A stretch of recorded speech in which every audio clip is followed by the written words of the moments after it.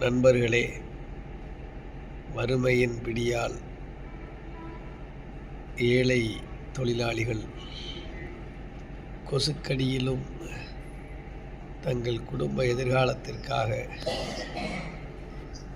சிறு வர்த்தகம் செய்வதற்காக காத்திருக்கிறார்கள். வாரத்தில் 2 முறை மீன் பிடிப்பதற்கு மார்க்கெட் பகுதியில் விற்பதற்காக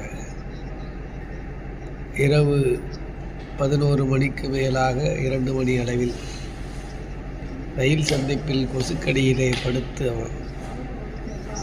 நள்ளிரவு 2 மணி அளவில் மீன் மார்க்கெட் சென்று மீனை பெற்று மறுநாள் வியாபாரம் செய்வதற்காக இவர்கள் ரோட்டோரத்திலே படுத்திருக்கிறார்கள்.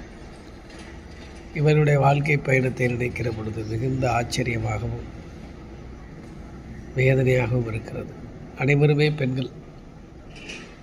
நள்ளிரவில் பேசஞ்சர் ரயிலில் பயணமேறி ரயிலடியிலே கொசுக்கடியிலே இறங்கி இரவு முழுவதும் தங்குவதற்கு கூட வழியின்றி உலகம் முழுவதும் நல்ல உறக்கத்தில் இருக்கிற 2 மணி அளவிலே எழுந்து பிறகு அந்த நள்ளிரவில் மீன் சந்தைக்கு சென்று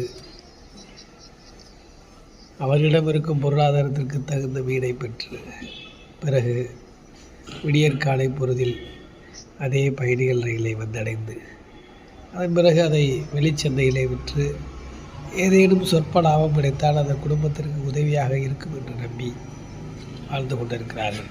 இதுபோன்ற கோடான கோடி ஏழை மக்களின் வாழ்க்கையை அரசாங்கங்கள் கவனித்தால் அவர்களுக்கும் எதிர்காலத்தில் நல்ல வாய்ப்புகளை வழங்க முடியும்.